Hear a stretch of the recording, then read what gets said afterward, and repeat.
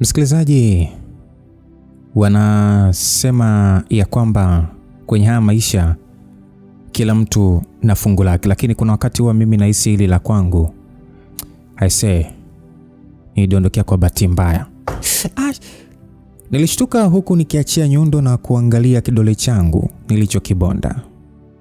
Basi Henry akaniambia kwamba nimesha kuambia mwanangu, hebu acha kuwaza sana, leo mpunga utasoma. Nikamwambia wewe unasema tu bro, lakini uhakika hauna. Nilimwambia kwa sasa nikiweka ule ubao niliokuwa na unganisha chini. Henry akasema kwamba sasa kuanza kutakusaidia nini kaka? Wewe ni rahisi kuongea kwa sababu hauna familia ya kulisha. Nina mke na mtoto wanaosubiri nilete chakula nyumbani. Jana sijapeleka kitu. Leo nisipopeleka tena yule mwanamke hawezi kunielewa. Nilimwambia kwa akili yangu ikienda kwa mke wangu. Henry alinitia moyo. Akasema kuwa na imani basi hata kidogo Benja. Kuna huyu jamaa anakuja kupitia gari lake jioni, kwa hiyo ataleta mpunga. Basi Henry alinitia moyo kwa namna hiyo. Msikilizaji, wanasema ukiumwa na nyoka utaogopa majani. Jana maneno yalikuwa ni kama haya, lakini huyo jamaa hakuja kuchukua gari lake. Na hadi nakuja kukata tamaa, giza lilikuwa limeshaingia. Kwa hiyo mimi sikuweza hata kufanya mishe nyingine yoyote tu kwa wakati huo, na matokeo nikambulia matusi na dharau nyumbani. Lakini mimi ni mwanaume, siwezi kumdekea mwanaume mwenzangu, kwa hiyo nilivunga tu na kuitikia kwa kichwa na kurudia kazi niliyokuwa nafanya. Kwa wakati huo nilikuwa natengeneza, kulikuwa kuna kiobao fulani hivi kilikuwa pale. Sasa kilikuwa ni cha kutundukia tu funguo ukutani. Kwa hiyo nilikuwa nakarekebisha. Nijaribu kutuliza akili yangu na kufanya kile kilichopo mbele yangu, na kwa ile siku neema ilikuwa upande wangu. Gari tulilokuwa tunalipigia mahesabu lilikuja kuchukuliwa na nikapewa misimbazi 3 kama ujira wangu, kisha nikaweka mfukoni. Hapo nikaanza hata kujiona mwanaume tena. Sijui ni mimi tu, lakini nikiwa sina hela mfukoni nakosa ujasiri kabisa.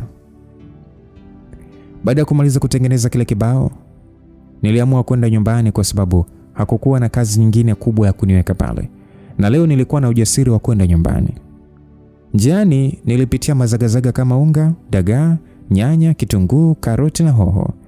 Kila kitu ambacho mke wangu atahitaji kukamilisha mapishi yake nilikichukua.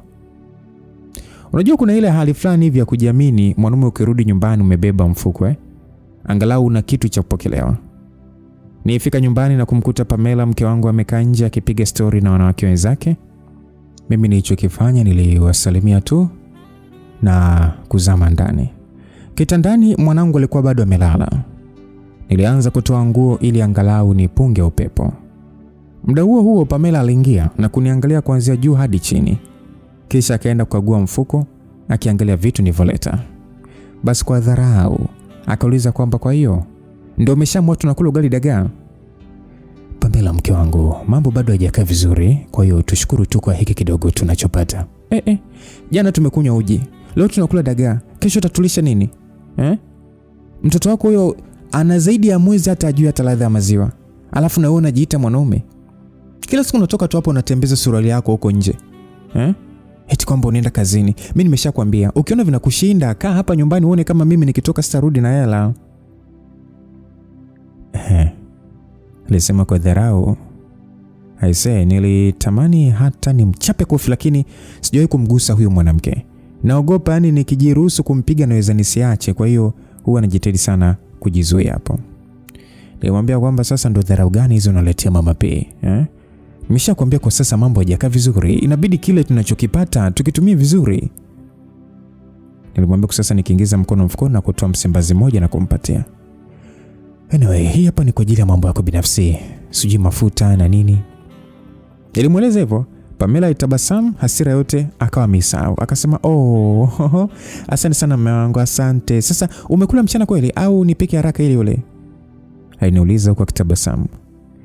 Msikilizaji, hiki ndio kile ninachoongelea. Ukiwa na pesa hata nyumbani inakupa heshima kwa mke wako. Mimi sijala kwa kweli. Hii pesa yenyewe nimekuja kuiotea tu jioni hii, kwa hiyo kama kusababisha mapema basi utatisha sana mapi. Nilimwambia nikitabasamu kidogo. Akasema kwamba Same wangu, basi acha nikuandalie maji ukaoge alafu nianze kupika.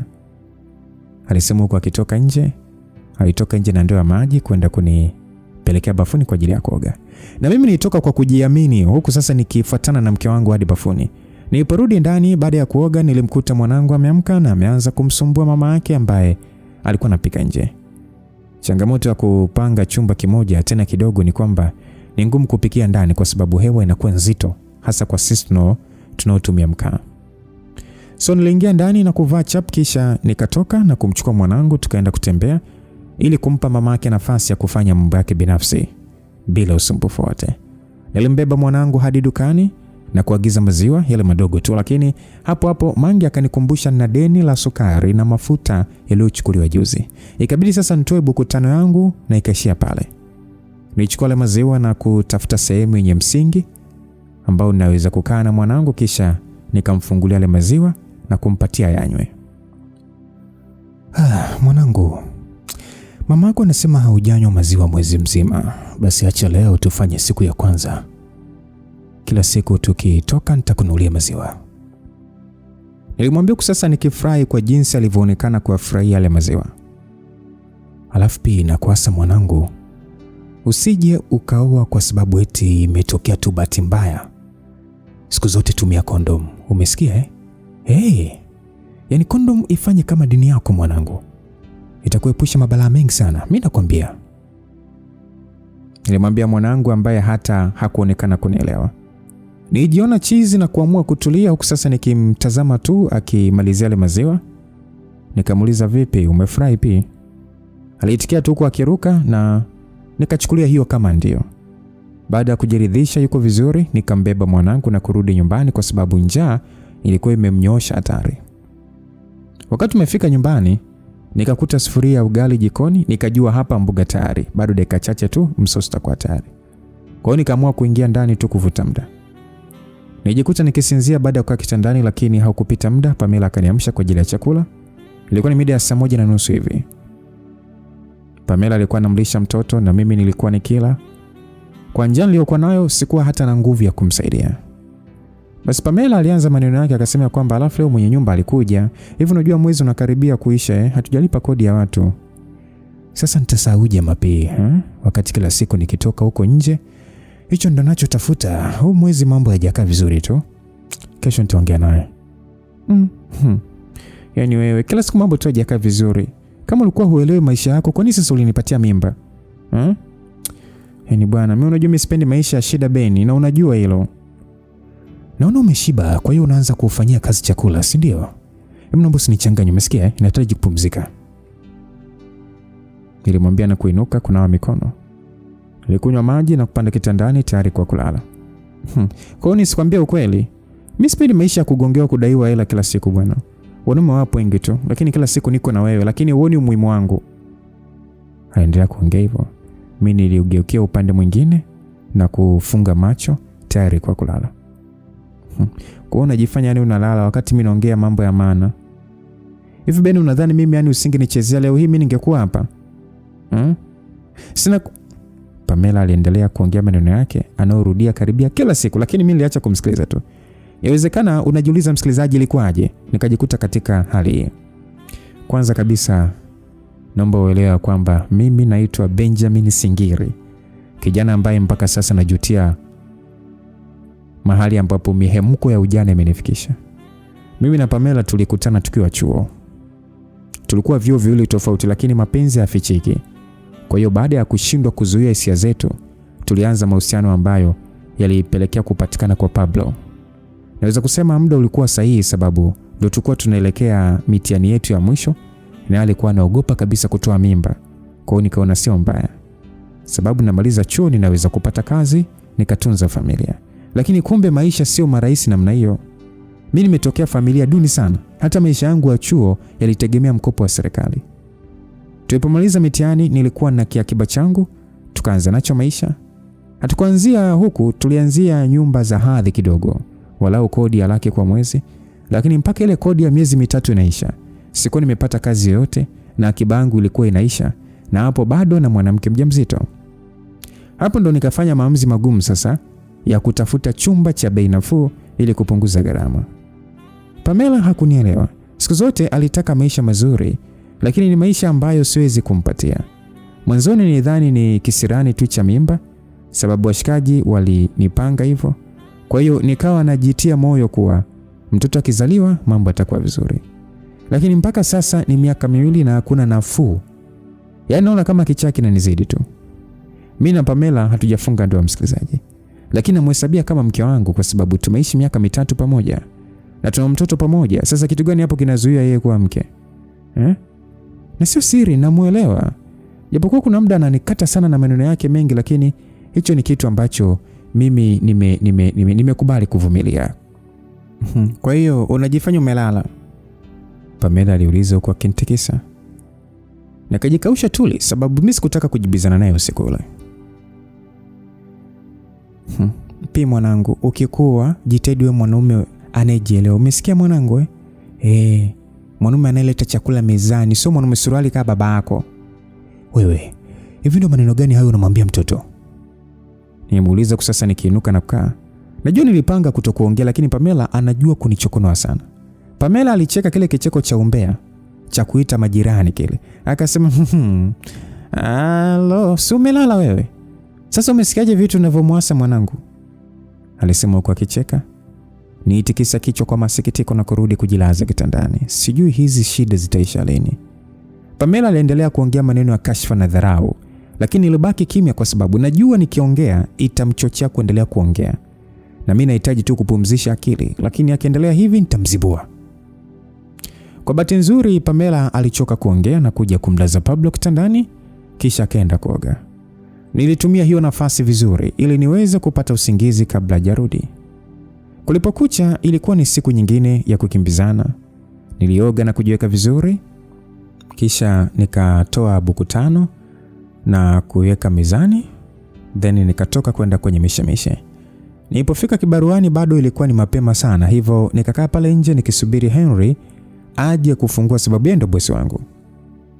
Msikilizaji, Henry amefungua garage miezi 7 iliyopita na ni rafiki yangu wa muda kidogo. Ndio alinipokea nilivyohamia huku na amekuwa msaada mkubwa sana kunipa mishe za hapa na pale za kunisukuma kwenye maisha. Kwa hiyo Henry amekuwa ni kama kaka ambaye yani hata sikujua nini, yani sijata nikuelezeje uweze kunielewa. Alikuwa ni kaka ambaye hata sikujua nahitaji nini. Ni mtu poa sana. Na kila wakati nikikwama huwa anajitoa sana kunisaidia. Nilikaa pale nje kusasa njaa ikinikunguta kisawa sawa. Nijikuta nikijuta kuondoka mapema nyumbani, lakini mimi sikutaka maneno ya Pamela yaniharibie siku yangu. Alafu pili sikutaka kuwapunguzia pesa ya kula niliyowaachia. Basi Henry akasema kwamba kama unawahi hivi basi itabidi nikutafutie funguo yako. Henry alisema hivyo alipofika na kunishtua kutoka kwenye usingizi wa njaa ulionichukua. Nilimsalimia pale nikasema, bro, asubuhi." Akasema, "Fresh tu dogo, leo umewahi?" Nikasema, "Unajua tena mambo ya nyumbani, nikaona bora tu nitoke mapema." Nilijisemesha kwa sasa nikimsaidia kwanza kutoa ifa nje. Akaniuliza kwamba vipi shemeji na mtoto wazima? Nilimtania nikasema, "Ndio, nimewaacha wamelala, inabidi na wewe sasa." Hakuna ukomo wa kuoa ndugu yangu. Mimi nitaoa tu, lakini kwa sasa nimejipa likizo. Alisema kwa kivao overall lake. Nikamuuliza kwamba kwa hiyo leo ramani imekaaje? Nilimuuliza kuna mimi nikivaa overall la kwangu. Akaniambia kwamba leo tunashughulikia hiyo Subaru. Unajua nilimshawishi huyo jamaa tubadili oili, kwa hiyo tuanze na marekebisho mengine wakati tunaisubiri hiyo pesa. Henry aliniambia hivyo. Mimi nilitikia tu na kwenda kuanza hilo zoezi. Nilishangaa nikiitwa na Henry, akaniambia kwamba jonyo chai bwana, najua ujala. Alisema na kunifanya nitabasamu. Tuliletewa mihogo na chai tukapiga, nikapata walau nguvu ya kushika spana na kuingia kazini. Masaa alisogea haraka sana. Kwenye mida ya jioni hivi kuna Suzuki tulikuwa tunahangaika nayo muda mrefu tu. Hatimaye leo tulikamilisha baada ya yule jamaa wa Subaru kuzingua. Sasa Henry akaniambia nizunguke nayo raundi kadhaa nisikilizie kama iko vizuri. Nikavua overall langu na kutoka nikiendesha sasa kuitest gari kama iko poa. Nilikamata barabara ya lami na kuendesha sasa nikijitahidi kusikiliza engine inavolia na mambo kama hayo. Kwenye kurusha macho nikamwona mtu kama Pamela bwana akiingia kwenye gari nyeusi. Nipunguza mwendo na kutazama vizuri na bila shaka alikuwa ni mke wangu. Aliingia kwenye gari, mlango ukafungwa na gari likaondoka. Niliinua simu kumpigia, lakini iliita tu na hakupokea. Nilipiga kama mara 2 hivi hakupokea. Mara ya 3 akanikatia kabisa, na ya 4 akawa hapatikani. Nilihisi kuchanganyikiwa. Nilianza kukanyaga mafuta nikijitahidi nisilipoteze ile gari. Lilikuwa mbele sana, kama magari 5 mbele. Dereva aliyekuwa mbele yangu hakuwa na haraka kabisa, kitu kilichonifanya nipige honi anipishe. Sasa nilipofanikiwa kumpita, niliona lile gari likikata kona, na mimi sasa nikafika na kulaza kona kizembe. Ile nakamata tu hiyo barabara, mtu huyu hapa. Mtaa mzima uliamaki. Kuna mama alikuwa pale pembeni anapika miogo bana. Alishika kichwa chake na kuanza kuniambia nimeua. Alisema tu kwamba Mtume umeua. Nilichanganyikiwa zaidi. Swala zima la kumfuatilia Pamela likaishia pale pale. Nikaanza na swala la kujitetea. Kusema kweli nashindwa hata kujitetea sababu najiona mkosaji. Nilishuka kwenye gari na kukuta kijana mdogo amelala pale hajitambui. Lakini hakukuwa na damu, kwa hiyo nikajitia moyo anaweza kuwa mzima. Hapo mtaa mzima umeshanizunguka. Kuna mbaba mmoja mwenye hasira kali sana alianza kufoka akasema kwamba nyie ndio watu wa kafara nyie. Unaendeshaje hivyo hadi unagonga watu bwana? Hapo mimi sina hata hali msikilizaji. Tumbo linasokota. Na uona mlango wa jela ule pale. Afu kijumlisha sagari sio la kwangu, mimi ni fundi tu nafanya majaribio. Yaani nitamani ardhi ifunguke inimeze. Sasa huyo mama akasema ya kwamba jamani, hebu acheni ujinga basi. Huyu mtoto ndo aliingia bila kuangalia. Ni kama vile alirukia kwenye gari, yani alirukia gari kwa mbele jamani. Pia mama aliyekuwa anapika miogo ndo alisema hivyo. Ni kama kutetea fulani hivi.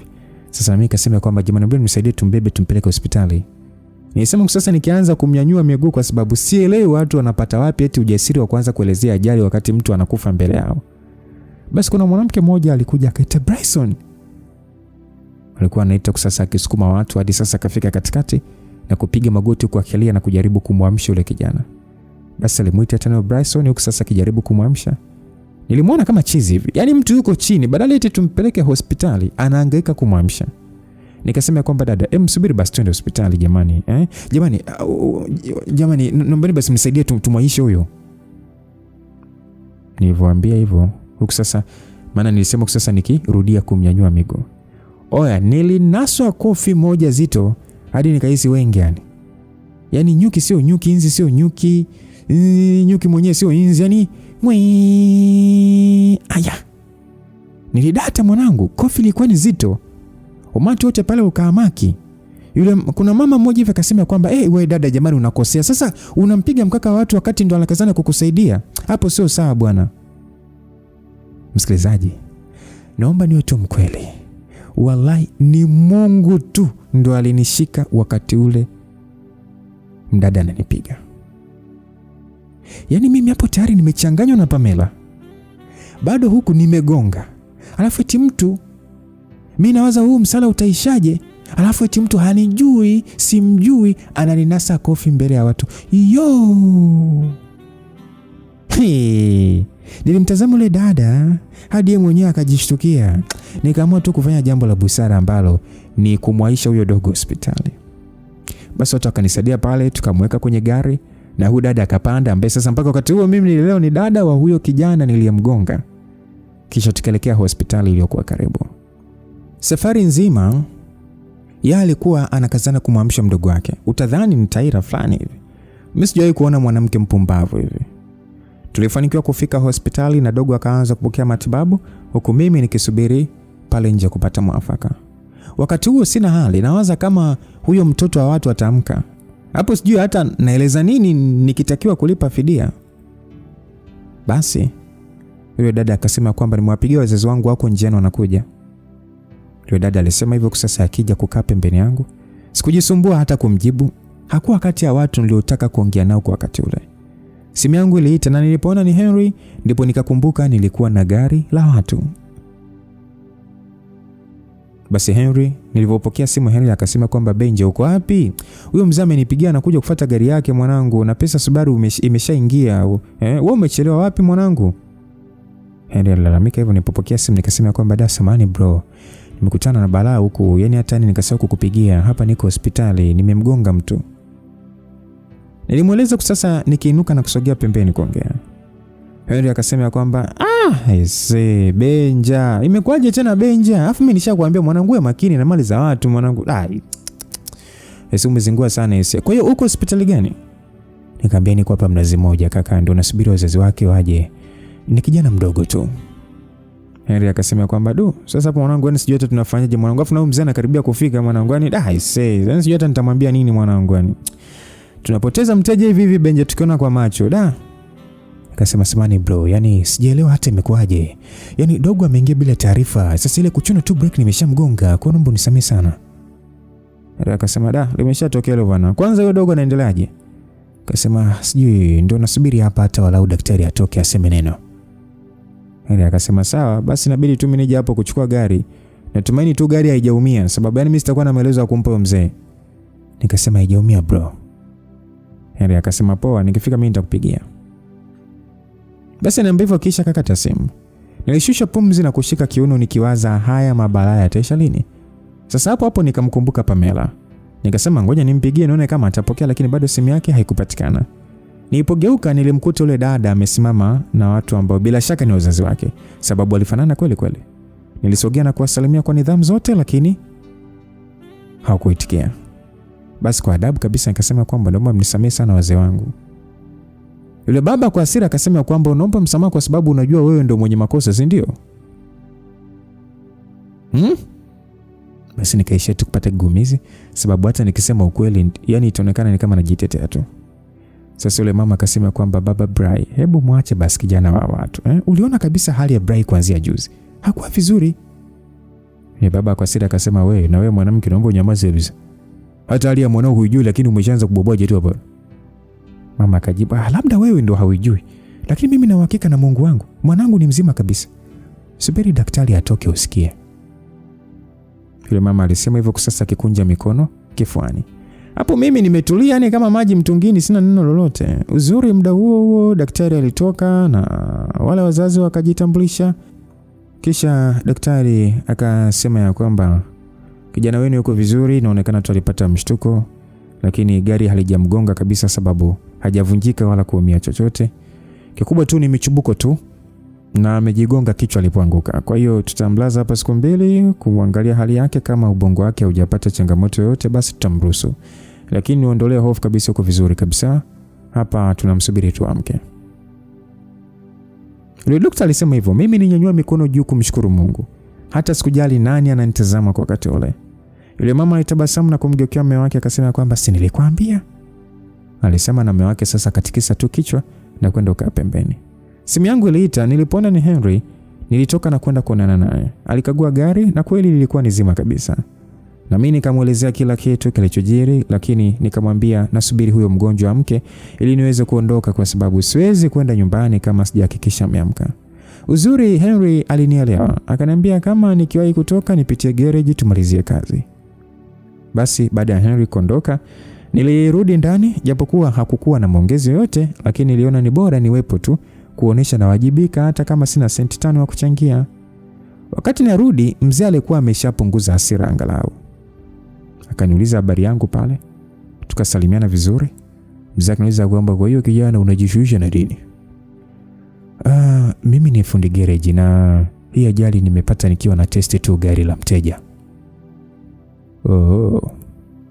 Kwa hiyo naweza nikasema kwamba bado unajitafuta, si ndio? Ndio mzee, lakini chochote nitakachopata leo kazini basi nitachangia. Hapana, wewe usijisumbue sababu sio kosa lako mwenyewe. Kwa hiyo hili jambo sisi tunaweza kulimudu tu, wala tusijali. Mzee alivyosema hivyo nikasema kwamba hapana baba, naomba tu nifanye chochote nitakachoweza. Mzee akasema ni sawa, lakini haulazimiki kijana. Unaitwa nani? Mimi naitwa Benjamin Singiri. Mr. Benjamin. Mimi naitwa Richard Tambwe na huyu ni mke wangu. Binti yetu hapo Brianna ambaye mmeshaonana, lakini pia na huyo Bryson.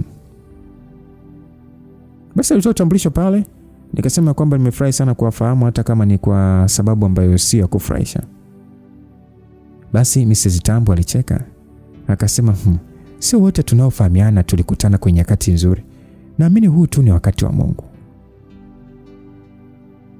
Alisema hivyo. Sasa ziliendelea story kadhaa kati yangu na wale wazazi hadi mtoto wao walipoamka kama lisali moja hivi baadaye. Baada ya kumsalimia Bryson na kumpa pole, niliagana na ile familia kisha nikarudi garage. Wakati huu ambapo swala la Bryson limetoka kichwani, likabaki swala la Pamela. Unajua nitamani sana kumpigia, sema nikaona huyu atanikoroga akili yangu. Ngoja nitafute hela kwanza. Sasa kwenye mida ya saa 3 ndo nilikuwa natoka kazini kurudi nyumbani. Nilikuwa nimechoka sana, lakini kazi imeisha na gari limechukuliwa na mfukoni na visenti vya kusukuma maisha. Nilipofika nyumbani nilikuta mwanangu ameshalala. Pamela alikuwa amekaa kichati tu, lakini simu yangu haina hata ujumbe mmoja kutoka kwake. Kifua changu kiliwaka hasira ya ajabu. Kwa hasira akauliza kwamba unarudi sasa hivi baada ya kutuachia 1500 tu siku nzima. Msikilizaji, nacheka tu, lakini just imagine, vaa kiatu changu. Wewe ni mwanaume, umempigia simu mwanamke wako mara 2 hajapokea, mara ya 3 akakata, mara 4 amekukatia, amekuzimia simu. At the same time umemuona akiingia kwenye gari na huku akiwa amevaa nguo za ovyo sana. At the same time nafika nyumbani unaulizwa kwamba ndo unarudi sasa hivi baada ya kutuachia 1500 tu siku nzima. Like seriously? Hey, yani msikilizaji, mkono wangu ulikuwa unawasha kumzibua, lakini sikutaka kuruhusu hasira yangu inifanyie maamuzi. Badala yake nilikaa kwenye kiti na kumtazama. Nikaambia kwamba ulikuwa wapi leo mida saa 11? Niliona akipepesa macho yake na nikajua chochote atakachosema ni uongo.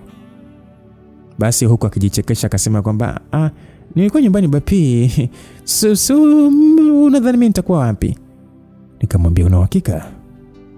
Nimuuliza tena, kusasa mwili wangu kichemka kwa hasira ambayo sijawahi kuipata maisha yangu yote.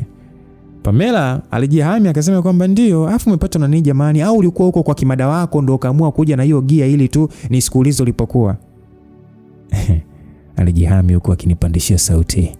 I say, sijui ilikuwaje, lakini nijekuta nimemnasa kofi moja zito sana.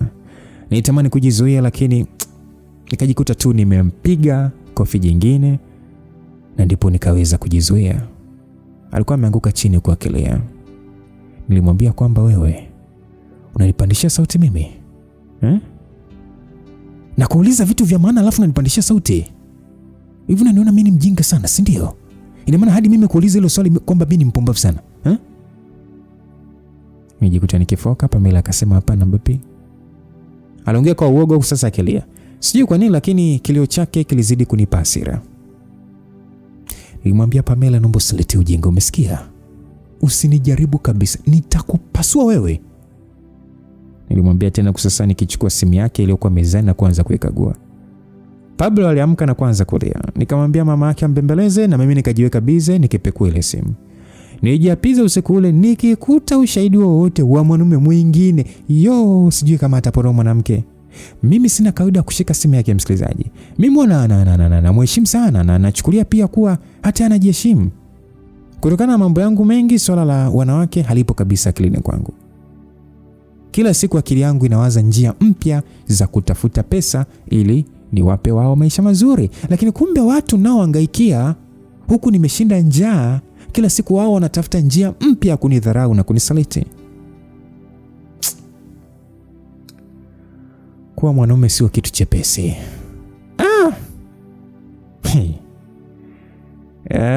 Unajua mwanaume na mwanamke anaweza akanategemea vitu vyote mpaka anakufa. Yaani anapozaliwa tu anategemea kwa wazazi wake. Sawa. Na anaweza akaanza kumtegemea mwanaume wake hata kabla hajamuoa. Anamtegemea kwa kila kitu. Mpaka anamuoa anamtegemea. Mpaka mwanamke anakufa.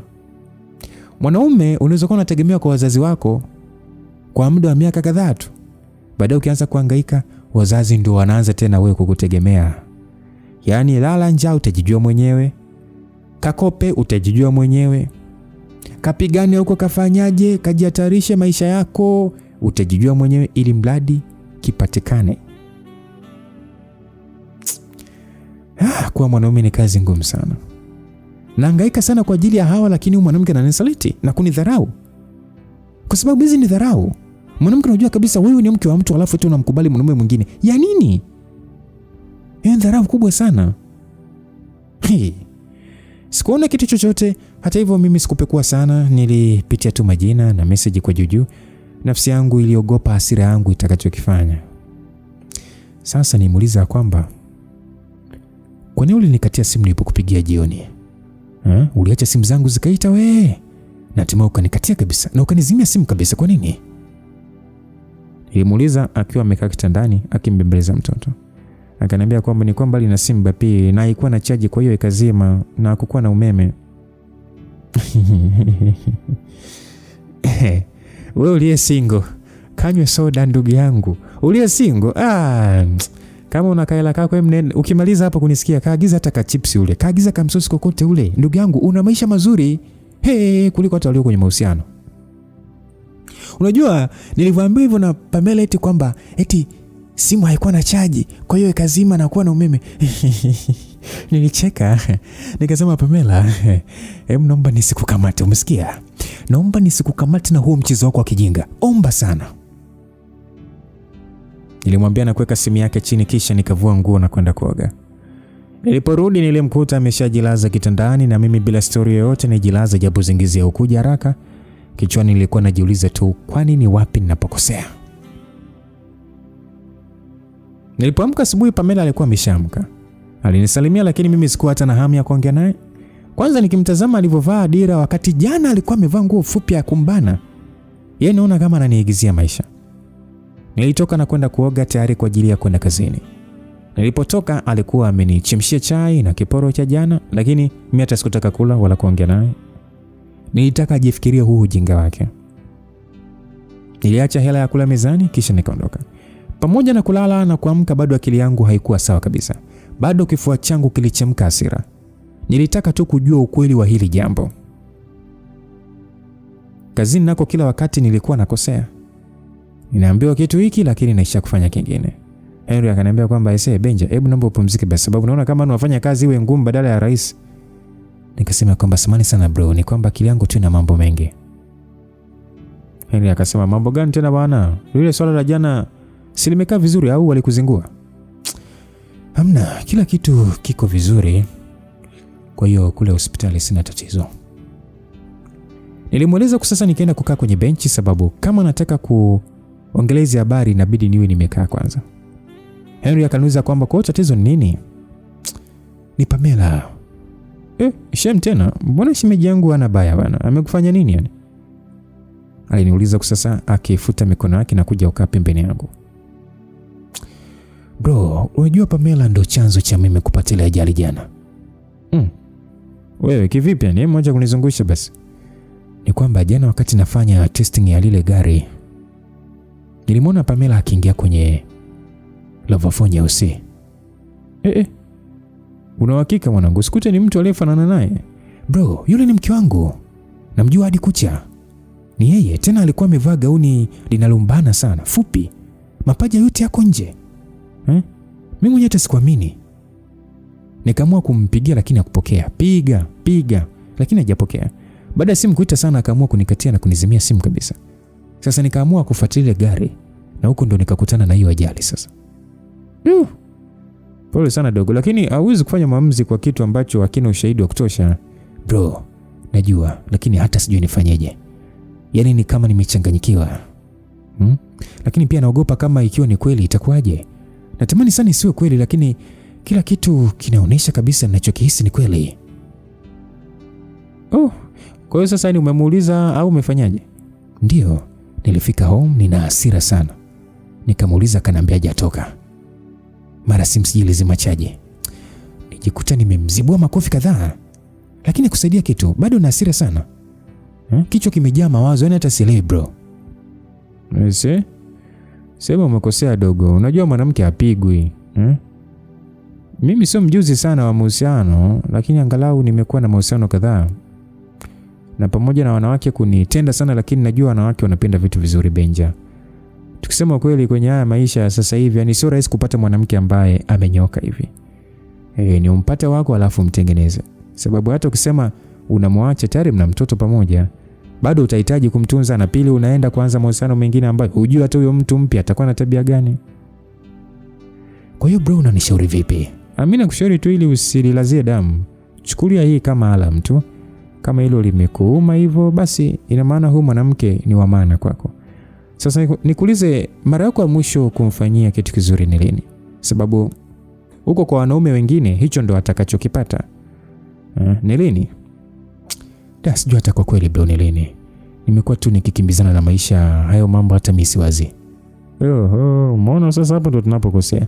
Unajua kipindi kile unamfuatilia, ukikumbuka kwani ulikuwa hivi? Hamna, sasa ilikuwa ni pisi mpya bana, na penzi ilikuwa ni jipya. Sasa na wanaume wengine wanamuona pisi mpya. Kwa hiyo usibweteke bro, umesikia? Hebu jipe muda basi. Wakati unafuatilia mambo, jaribu kumjali. Mpe show za maana, amsha mapenzi, uone mambo atakavyokuwa mwanangu. Lakini kama baada ya yote ukiona hana mwelekeo, piga chini. Alinieleza, nilitulia na kujifikiria sana. Of course ameongea kweli mtupu. Ninakosea sana kumlaumu Pamela wakati mimi mwenyewe nimebweteka. Nilimwambia kwamba bro, asante sana, nitafanyia hilo kazi leo hii. Basi nimwambia huku sasa nikitabasamu kidogo. Akaniambia kwamba vizuri, haya kaleta basi miogo tule, naona huyu mama hana mpango wa kuja leo. Alisema huku sasa akinikabidhi pesa. Mchana ulipofika nilimwaga bro na kwenda hospitali kumuona mgonjwa. Nilinunua juice na matunda kisha nikaenda hospitali. Kufika tu hivi nakutana na ule demu wa jana amebebelea kabla ya chakula. Alinisalimia kwa uchangamfu akaniuliza kwamba habari yako Beni. Msikilizaji, unajua wanawake wengine ni kama mapepo. Huyo ndo aliyefanya siku yangu izidi kuwa mbaya jana. Yaani mimi siwezi kusahau jinsi alivyoniaibisha mbele ya umati wa watu. Mimi sikumjibu kwa kweli. Nilimpita kama sijamuona. Basi nimsikia akijiongelesha nyuma yangu kwamba eti mwanaume ananuna. Huyu mwanaume ana gani sasa? Mimi hata sikujali. Nikaingia zangu wodini ambapo nilimkuta Mama Bryson akiwa na mwanae. Aliponiona alifurahi na kunisalimia kwa uchangamfu, huku akinipokea mfuko wangu kwa shukrani sana. Yaani nilijiona kama nimetoa kikubwa kwa jinsi alivyonishukuru. Jamani, kuna wanawake huku duniani wa ajabu. Kama huyo mama ni mkarimu sana. Yaani akikushukuru unajiona kama vile yani wewe ndio mfalme wa dunia. Sasa mimi sikutaka kukaa sana kwa sababu nilikuwa na ratiba ya kumtoa mke wangu leo jioni. Kwa hiyo nitaka nimalize majukumu yangu mapema, na baada ya kuongea kidogo niliwaaga na kutoka. Sasa nilipokuwa natoka nje nilisikia sauti kiniita, Beni, subiri. Niliposimama na kugeuka nilijikuta tu nikichukia baada ya kuona ni yule demu ananifuata. Nikamuuliza kwamba unataka nini? Nilimuuliza bila kuficha hasira yangu. Yule demu ambaye hata sikumbuki jina lake alinitazama kidogo kabla hajanijibu, akasema kwamba nitaka tu ni kuombe samahani kwa kilichotokea jana. Sikutakiwa kukupiga kofi mbele ya watu na sikutakiwa yani hivyo yani, kwa hiyo naomba nisamehe. Alisema hivyo. Nafsi yangu ilitulia kidogo, lakini sikutamani kuendelea kuongea naye. Nikamwambia kwamba sawa, mna shida, na siku njema. Nilimwambia na kuondoka, nikamwacha amesimama akinitazama. Nilipotoka hospitali nilimpigia Pamela ambaye siku ya leo alipokea haraka sana. Nikamwambia Pamela, my love. Basi naye aliitikia kama vile amini, akasema hello baba P. Nikamwambia mpenzi, nataka ujiandae, kuna mahali tunaenda jioni hii. Nilimwambia, Pamela akasema umepatwa na nini baba P? Kwema huko? Nikamwambia mimi ni mzima kabisa bibi wangu, nimekupigia tu kukuambia ujiandae mapema. Nataka uvae upendeze alafu tutoke. Nakuja kukuchukua saa 12 uwe tayari. Tafuta mtu wa kumwachia Pablo leo ili mimi na wewe tuwe pamoja. Nilimwambia, bila shaka alitabasamu sababu baada ya hapo aliongea kwa ukarimu sana. Akasema sawa mume wangu. Tulipoagana na kukata simu nilikuwa nina hisia ya tofauti. Kwa mara ya kwanza ndani ya muda mrefu nilikuwa nina hamu ya kumuona mke wangu. Kwenye mida ya saa 11:30 nilimwaga bro Henry na kuelekea nyumbani kumchukua mke wangu. Kuna vihela nilitengeneza jana na leo nikapanga kukusanya kodi, lakini potelea mbali. Pesa inatafutwa tu, kwa hiyo kwa hii siku moja acha nitumie tu kwa mpenzi wangu bwana. Nikiwa njiani nilichukua maziwa kwa ajili ya Pablo, kisha nikaendelea na safari yangu. Nilipofika nyumbani nilikuta Pamela hata hajajiandaa, ndo kwanza alikuwa anamlisha mtoto. Basi akasema kwamba oh, baba pia umerudi. Alisema sasa kitabasamu japo uso wake ulijaa wasiwasi. Nikamwambia kwamba nimerudi mke wangu, lakini nashangaa huko tayari. Nilisema sasa nikienda ukaa pembeni yake. Akasema kwamba nisamee Beni. Nilisema nihakikishe tu pia ameshiba kabla sijamwacha. Si unajua tena alivyo msumbufu yani anasumbua sana kula. Ili hata kama akimsumbua damu ajabu basi angalau awe na kitu tumboni. Nilimtazama na kutabasamu nikasema kwamba sawa. Nenda basi kaoge alafu mimi nitamalizia kumlisha. Nilimwambia nikimchukua Pablo. Nilimlisha huku sasa nikimwahidi maziwa ili afanye haraka. Paka muda Pamela anatoka kuoga pia alikuwa amekula asilimia kubwa ya chakula. Basi Pamela akasema kwamba ameshashiba huyo, amekula cha kutosha. Nikasema haya mwanangu, umepona huku mama yako amekutetea. Nilimwambia sasa nikimkabidhi maziwa kama nilivyomwahidi. Nilimalizia kile chakula kilichobaki kisha nikaenda kuoga. Nilipoingia ndani baada ya kutoka bafuni nilitamani kumwambia mke wangu tuhairishe tu kutoka tubaki ndani. Nadhani nimeanza kwa kumpondea sana, kwa hiyo halielewe kile msikilizaji. Ngoja nikwambie kitu kimoja uweze kunielewa. Mke wangu mimi ni mrembo sana. Yaani ni pisi, sema tu ni vile huwa anavaa nguo za kujifunika sana. Umbile lake ni hili tunaita namba 8. Hana lile umbile kubwa la kupitiliza hadi kukera no. Kipindi tumeanza mahusiano alikuwa mwembamba kabisa. Lakini tangu ampate Pablo, hips zimeongezeka kidogo. Kwa ufupi ni mwanamke ambaye akipita lazima ashtuke kidogo. Leo alikuwa amevaa gauni jeusi la kumbana, la kushia tu juu ya magoti. Nywele zake fupi za mawimbi amezitengeneza vizuri. Nijikuta nikienda kumkumbatia kwa nyuma kusasa mwili wangu ukianza kupata hisia za ajabu. Ni muda sana mimi na mke wangu hatujakutana. Basi aliniita huku sasa akicheka na kushika mikono yangu.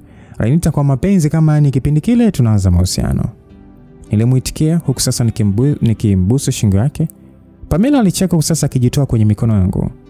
Akasema kwamba unanloanisha tu Beni. Nimefanya kazi kubwa sana kuonekana vizuri kwa ajili yako. Alisema huku sasa akivaa hereni zake. Nikamwambia kwamba natamani hata tusitoke.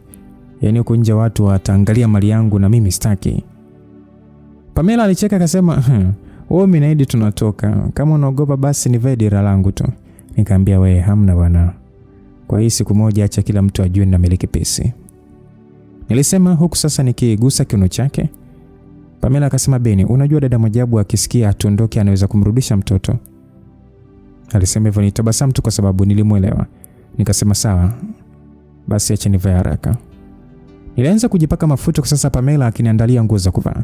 Baada ya kama nusu saa tulitoka ndani tayari kwa mtoko wetu. Mimi sikuwa na pesa nyingi kwa hiyo nilimpeleka sehemu ya kawaida tu. Ilikuwa ni baa ambayo wana nyama choma nzuri sana. Mimi sio mnywaji, kipindi nikiwa chuo nilijaribu lakini baada ya kupata mtoto niliacha kabisa. Nilichagua kuwa baba kuliko starehe na kwa mwenzangu ni hivyo hivyo, lakini kwa siku leo tulichukua chupa moja ya wine. Nilitamani vichwa viwe vyepesi kidogo. Tulikula sasa tukipiga story kama vile ndo penzi jipya, kumbe ni watu tuliobobea na nyumbani tumeacha mtoto. Mabusu hapa na pale pamoja na kuchokozana hakukosekana. Mpaka wakati tunamaliza kula na ile chupa ya wine inaisha, hakuna kitu nilichotaka zaidi ya kumaliza huu usiku na mke wangu.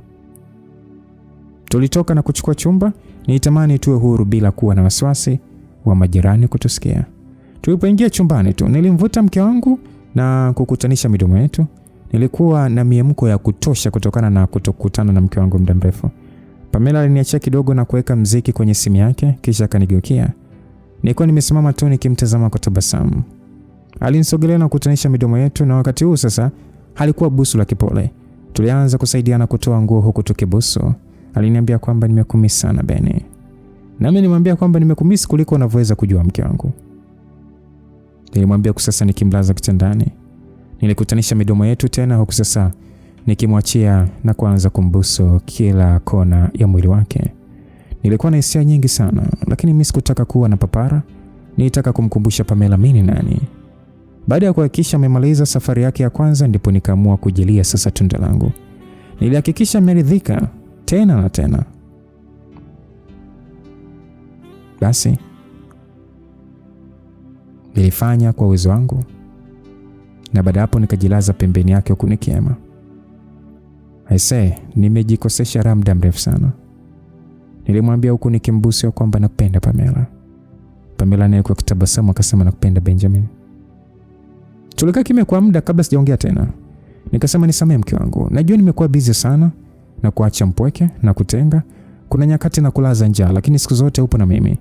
Nisamehe kwa kutokuthamini mchango wako kwenye maisha yangu. Beni, sije nisemeje tu, lakini kwanza asante.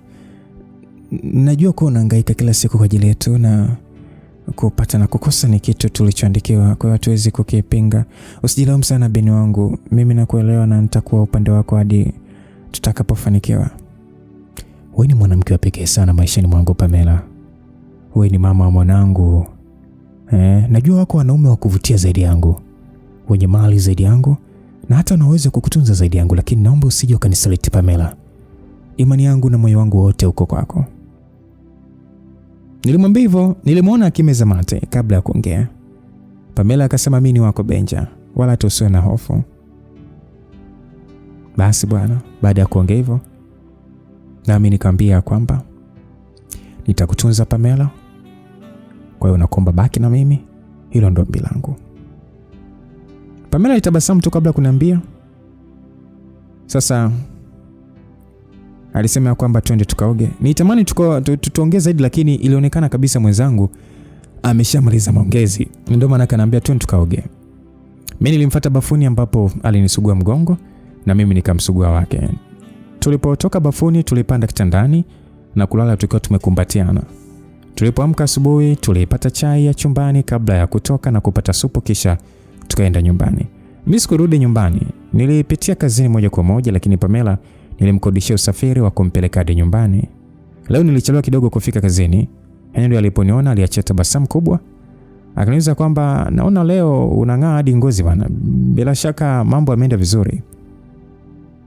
Nilisema kwamba acha kabisa bro. Kumbe nilikuwa najichelewesha tu na kujaribia mwenyewe. Tulikuwa na wakati mzuri sana jana na najuta kutokuwa zile mapema. Nilisema kwa kitabasamu japo moyo wangu ulikuwa unasita kidogo. Henry akaniambia kwamba si nilikwambia hawa watoto wa kike ni wa kuishi nao kwa akili. Mbona sasa uko hivyo? Bila shaka aliuliza baada ya kuona furaha yangu imetoweka. Nimwambia kwamba hamna, kila kitu kipo sawa. Ni vile tu mimi nimefurahi, lakini sidhani kama kwa mwenzangu imekuwa hivyo. Nilimwambia hivyo mawazo yaliyotawala kichwa changu kuanzia nilipoamka. Asa Henry akaniuliza kwamba kwa nini unawaza hivyo? Nikamwambia kwamba hamna tu, ni kwamba nisijamwona akichangamka au hata shukrani hamna.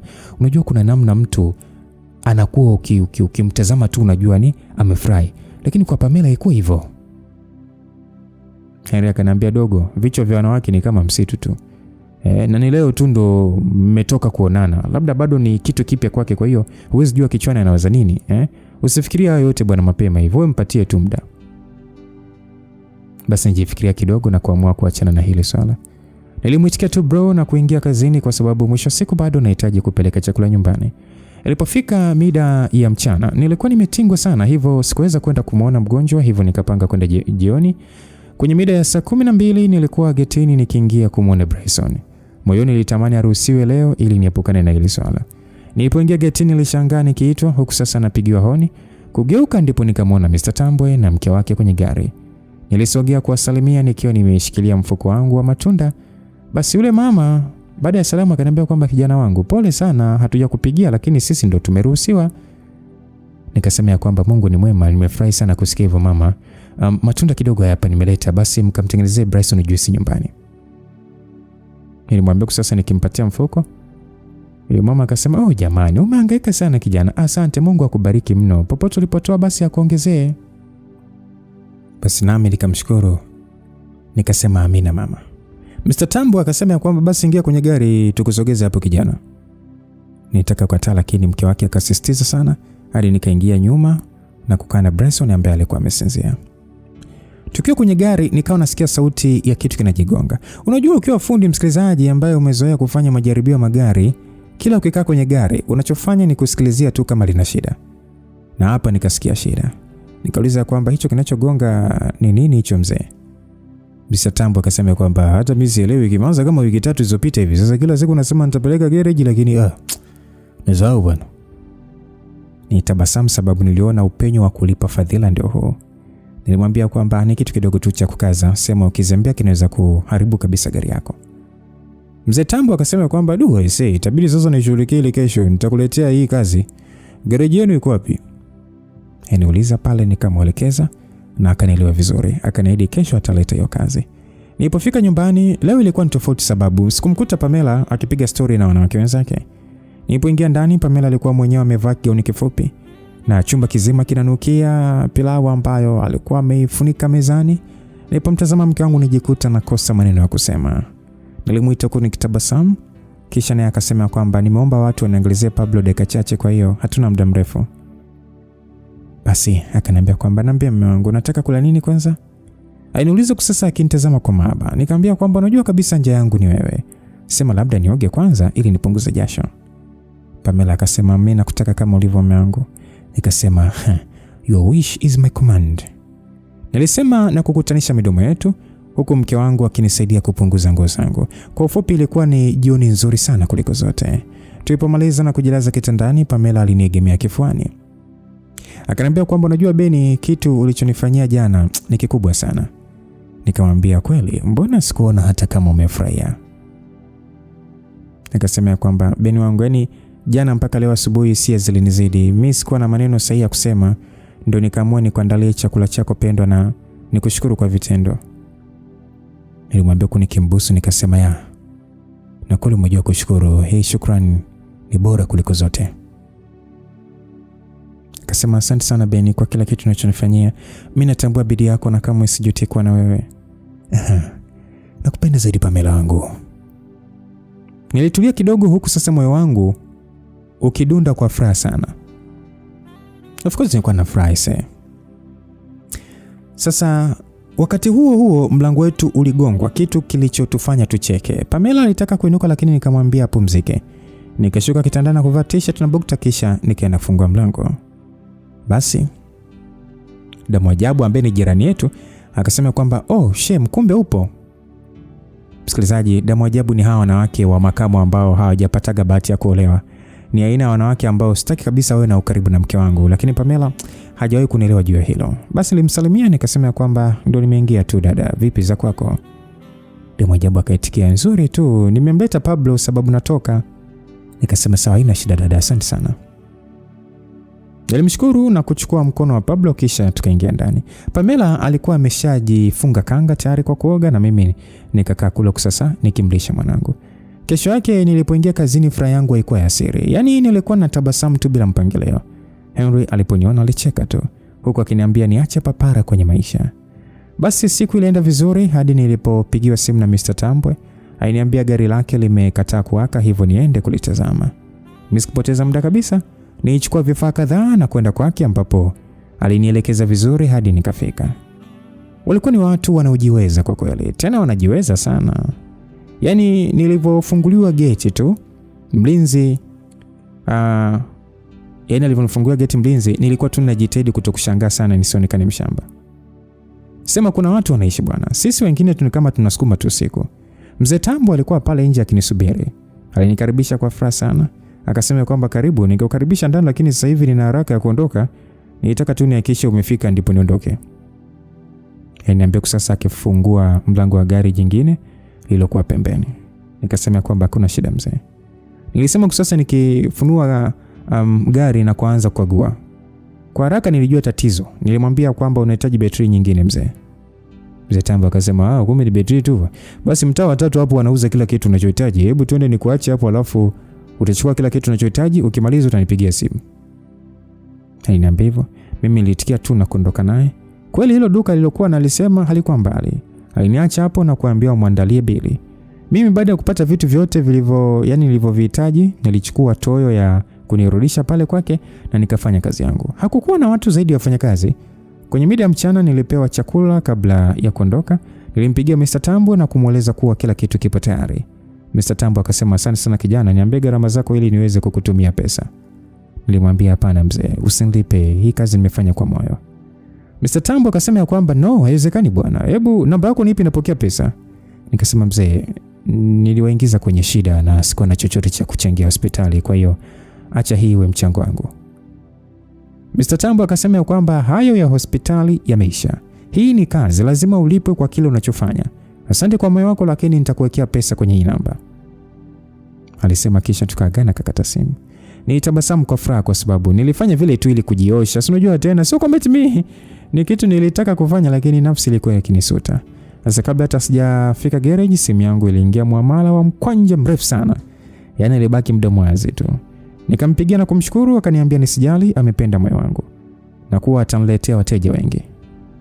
Basi namna hiyo nimeshapata kodi na hela ya kula hizi siku kadhaa. Nilipofika garage nilimpa Henry pesa kidogo sababu nilitumia vifaa vyake na harakati nyingine za siku zikaendelea. Maisha yangu na Pamela yabadilika sana. Sisi kupata nafasi ya kufanya yetu imekuwa ni kitu cha kawaida. Siku hizi hata ninahangaika kumtafutia zawadi nikitoka kazini. Basi wiki ilikata bila hata mimi kuelewa. Hiyo siku bwana nilikuwa zangu garage, ramani hazisomi kabisa. Kuna gari limetusumbua sana, alafu huyo tajiri sasa hatumi hata hela ya kununua vifaa kwa ajili ya gari lake. Yaani ni kama amelikatia tamaa hivi. Simu yangu iliita, nilipoona jina la Mr. Tambwe, nilipokea haraka sana. Basi kwa uchangamfu sana aliniambia kwamba Benjamin, habari? Nikasema salama mzee, shikamoo. Mzee katika maraba bwana, uko busy sana ama kuna kitu nilihitaji hapa kuzungumza na wewe? Lakini nahitaji unifuate ofisini kama una nafasi. Nikasema niko free kabisa mzee, wewe nipe tu maelekezo tu nitakuja. Vipi, unahitaji nibebe vifaa ama? Nilimuuliza kwa uchangamfu. Mzee akasema ya kwamba hapana, wewe njoo bila vifaa. Mimi nitakutumia tu maelekezo na ukifika utanipigia niwaambie wakuruhusu uingie. Alisema hivyo. Basi nikubali haraka kisha tukaagana. Sikupoteza muda. Nilichomoka na kwanza safari. Nilipofika ofisini kwake posta, nilimpigia simu akatuma mtu akaja kunichukua. Kama nilivyowaza tu, mzee ni mtu mzito. Ni mwanasheria, yupo kwenye Wizara ya Ardhi, kwa hiyo yuko huko pande za ikulu huko. Yaani nilikuwa najiona mchafu na t-shirt yangu na jeans wakati kila mtu amevaa na kuchomekea. Nilipelekwa hadi ofisini kwa mzee ambaye alifurahi kweli kuniona. Akaniambia nimsubiri kidogo tuende mahali tunapoweza kuongea.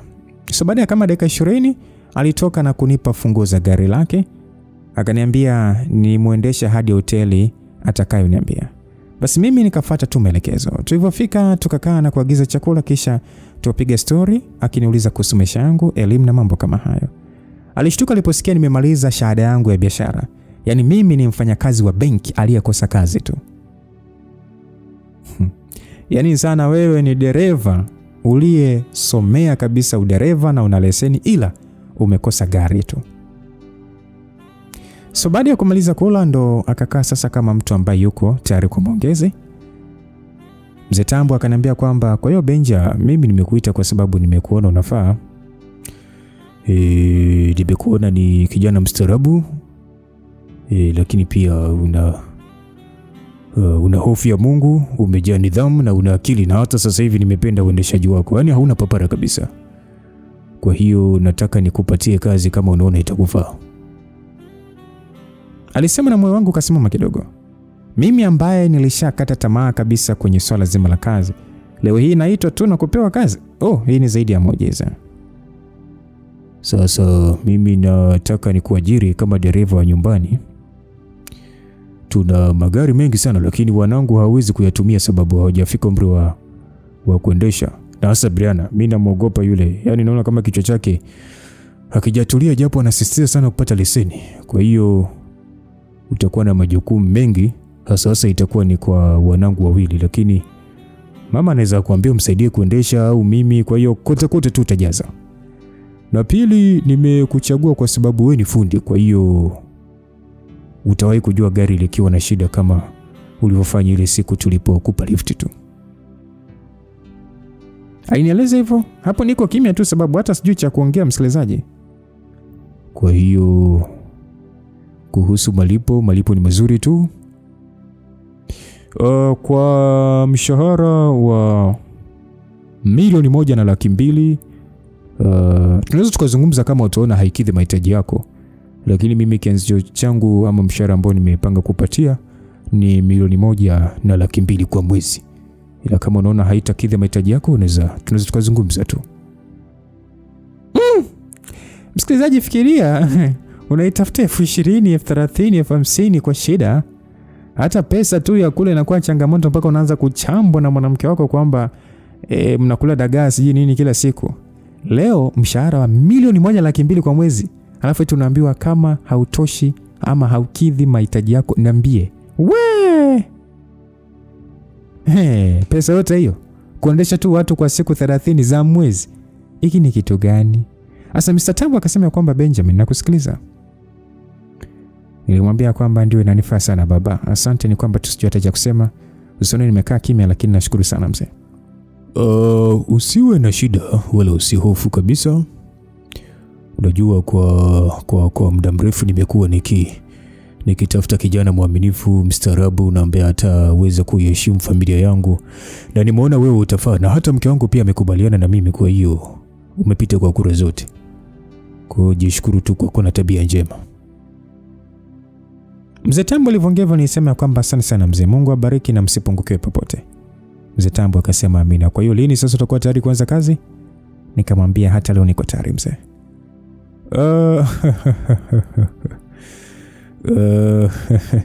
Mimi ninapenda ulivyomchapa kazi. Cha msingi tu nenda ukapumzike kwanza. Ujiandae vizuri, alafu kesho asubuhi basi saa 1 ndio uje nyumbani. Uweze kuonana na mama, alafu tuweke kila kitu sawa. Basi bwana, mimi nikamshukuru na kumrudisha hadi ofisini, kisha nikarudi garage ambapo nilipiga kazi kwa bidii ili nipate nauli ya kesho. Hasa mida ya kuondoka ndipo niliongea na Henry na kumueleza kuna uwezekano kwamba mimi nimepata kazi, kwa hiyo kesho ndo naenda kuelewa kila kitu. Bro Henry alifurahi sana na kuhuzunika kwa wakati mmoja, lakini alinitakia mema na akaniambia nisiache kwenda kumuona. Niliporudi nyumbani nilimkuta Pamela akifua. Nilikuwa na furaha ya ajabu na nilitaka sana kumshirikisha furaha yangu, lakini alionekana busy, hivyo nikaona njia nzuri hapa ni kumsaidia. Basi nikaamua kujitosa kupika hiyo usiku. Mimi sijabobea sana kwenye mapishi msikilizaji, lakini najua kusonga ugali na ukaiva vizuri, naelewa sana. Pamela alikuwa amepika mboga kuanzia mchana, kwa hiyo ni ugali tu. Baada ya kusalimiana naye nikamwambia nina habari njema mke wangu kwa ajili yako. Akaniambia basi nisubiri kwanza nimalize kufua. Basi mimi nikarudi ndani na kuanza kuvua nguo, sasa nikiwaza kitu nitakachovaa kesho. Hapo ghafla nimeshasahau swala la kupika. Napekua tu mabegi. Basi nikaanza kutoa mashati yangu ya zamani. Huku sasa nikiwaza kumwambia Pamela azime pasi ili nianyoshe usiku kabla sijalala. Wakati napekua begi lenye nguo za Pamela, nikakutana na simu. Msikilizaji, hapa simaanishi simu yake ya kila siku. Hii ni simu mpya ambayo sijawahi kuiona. Nilipigwa na butwaa kwa muda na kuitazama. Ilikuwa imewashwa lakini imetolewa mlio. Ile nasema nianze kupitia ile simu ikaanza kuita, na huyo mtu aliyekuwa ameseviwa kwa herufi moja tu, herufi H, ndo aliyekuwa anapiga. Kichwani kwangu nilianza kupata picha nyingi sana za mwanamke wangu akiwa na mwanamume mwingine. Yaani nilihisi kama nachanganyikiwa hivi. Ile simu ilipokata nilimsikia Pamela akimwaga maji, hivyo nikajua anakuja. Kwa hiyo nikairudisha ile simu nilipoitoa, lakini akili yangu haikuwa imetulia kabisa. Msikilizaji, naomba nisikuache hapa. Siku hizi mtu hahangaiki na simu unayojua. Watu hapo radhi kununua simu ya hata ya shilingi 30,000 ya pesa ndogo tu. Ya pesa ndogo tu. Ila itumike kwa ajili ya mchepuko. Wewe unang'ang'ana tu, najua password ya mtu wangu. Unashika simu yake unaona tu hamna anaye chat. Ndugu yangu, watu wana simu 2. Watu wana simu 2. Na kwa sababu huyo aliyependwa ama wanaopendana alishaambiwa kabisa mimi na mtu wangu, kwa hiyo mimi nitakuwa nakutafuta. Haya, unamkamata lini huyu mtu? Kwa hiyo aisee, nikuja kukumbuka maneno ya bro kwamba nisikurupuke, yani nisikurupukie vitu. Kwa hiyo nikaamua nifuatilie hili taratibu. Sikujua kama mtu wangu ana simu 2, simu nyingine imefichwa. Pamela alipoingia ndani alifunga mlango, sasa akinitazama kwa tabasamu akasema Pablo ameenda kucheza na muda wake wa kurudi bado. Ananiambia sasa akiniangalia kwa mahaba, lakini wakati huu mimi sikuwa hata na hiyo nguvu ya kupata hisia. Niligeuka tu na kurudi kuchagua nguo ya kuvaa kesho. Akasema kwamba Beni, haujanielewa au? Aliuliza sasa akinisogelea. Nisogea pembeni kidogo kwa sababu sikutaka niguse. Nimwambia kwamba nimekuelewa, lakini natafuta nguo ya kuvaa kesho bwana. Nimepata kazi, kwa hiyo naenda kwenye interview. Pamela aliruka kwa furaha na kunikumbatia akasema, "Oh, kweli mume wangu. Oh jamani, Mungu amejibu maombi yangu. Ni wapi umepata kazi?" Nikamwambia, "Ni kazi tu ya dereva. Kesho ndo nitaelewa kila kitu." Nilimjibu tu ili mradi nimalizana naye, huku sasa nikijitoa mikononi mwake. Nilihisi kama vile ninazama.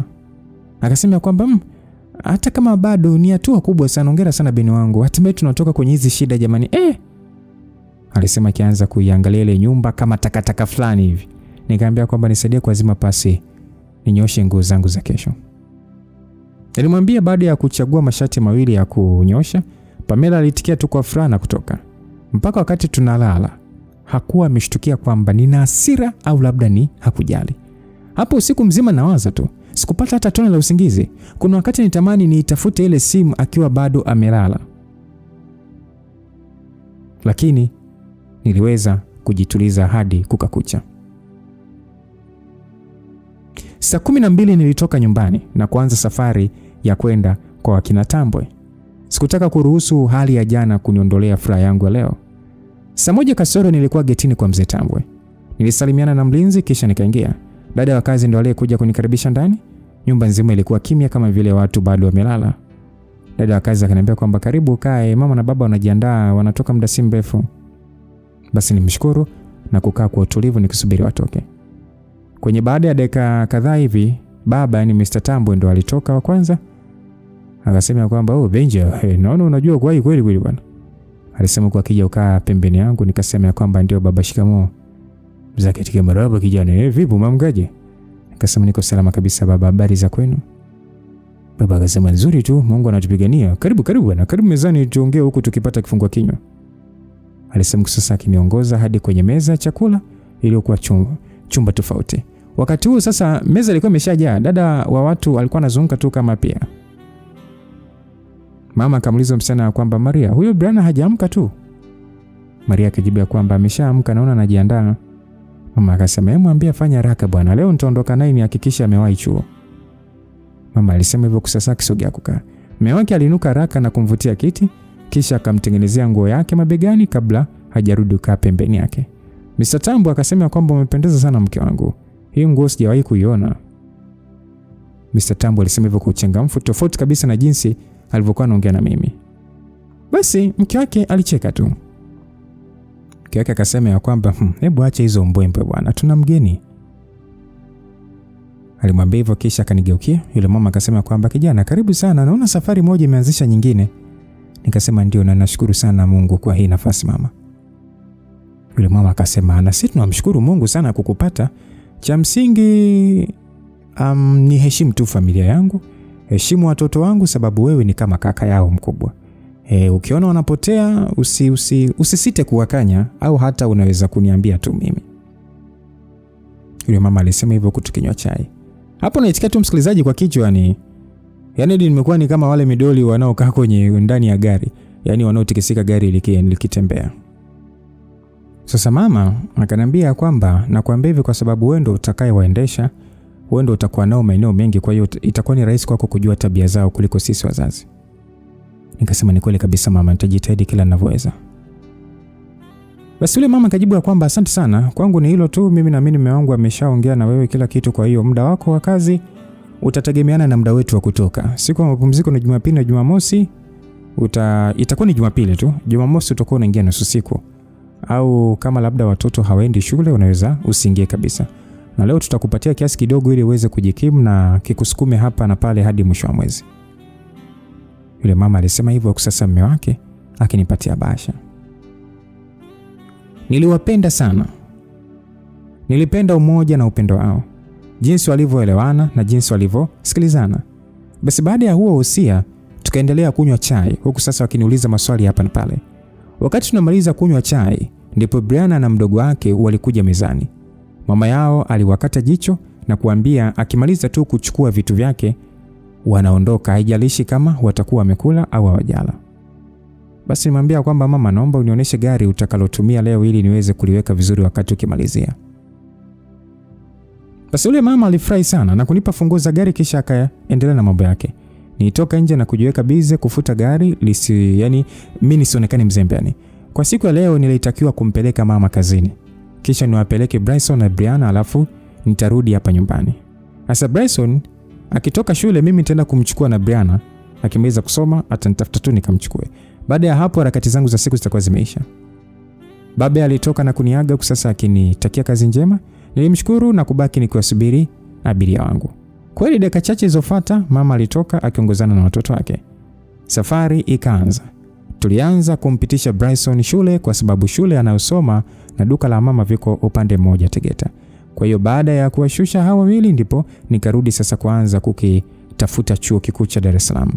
Baada ya kumshusha mama, Brianna alikuja kwa mbele. Mpaka wakati huu bado sitamani hata kuongea naye tena, hasa baada ya kujua nimempita miaka kama 5 hivi au 6. Yaani ndio sitaka kabisa, yani kanaongea katoto ka 2000 haka. Naona alinidharau kupitiliza. Tulikuwa kimya hadi Brianna alipowasha redio ya gari na kuunganisha na simu yake. Mimi sikuongea chochote. Muda wote macho yangu yalikuwa tu barabarani. Nilimfikisha na akanielekeza hadi mahali pa kumshusha, kisha akachukua namba zangu na kuniambia tanitaarifa akikaribia kutoka nimfuate. Basi nilimpungia tu na kukanyagia mafuta kuelekea nyumbani. Kwa leo nilipanga ukagua magari yote na kuhakikisha yako vizuri, ili kama kuna lenye shida liweze kwenda kufanyiwa ukarabati mapema. Si unajua tena yani siku ya kwanza kazini lazima ujipe umuhimu. Brianna ndo alikuwa wa kwanza kunitafuta kwenye mida ya saa 8. Kuwa saa 9 atakuwa amemaliza mambo yake, kwa hiyo niwe pale. Basi bila kupoteza muda nikaingia kwenye gari na kwenda kumfuata. Nilimkuta akinisubiri pale pale nilipomwacha asubuhi. Nilipaki tu gari akaingia, nikaanza safari ya kwenda nyumbani. Basi alinisalimia akaniuliza kwamba umeshindaje. Msikilizaji, hiyo binti haiwezi kukaa, yani haiwezi tu kukaa kimya jamani, mimi nifanye wajibu wangu siku ipite. Basi nimjibu tu kwamba vizuri. Nimjibu kwa macho yangu akiwa barabarani. Alikaa kimya kidogo kabla ya kuongea tena. Kwa dharau akauliza kwamba kwa hiyo ndio umepanga kutokuongea na mimi siku zote za maisha yako? Yaani kosa ni kukupigia tu kwa bahati mbaya ama? Aliuliza kwa dharau huku akitabasamu. Nilimtazama tu na kutikisa kichwa changu kisha nikaendelea na kazi yangu. Akasema kwamba nimeshakuomba msamaha. Mr. Man tu na maisha ya kutokuongea. Nisamee nilikupigia ile siku nilikosea, lakini hata mimi mwenyewe nilikuwa napitia wakati mgumu na nikakushushia hasira ambayo sio yako. Alisema kwa upole na wakati huu kweli uso wake ulionyesha alidhamiria alichosema. Maneno yake alinifanya nikapata shauku ya kujua kilichomsibu. Nimuuliza kwamba kwa hiyo ulinishushia hasira ya nani? Nimuuliza kwa sasa nikimwangalia na kurudisha macho yangu barabarani.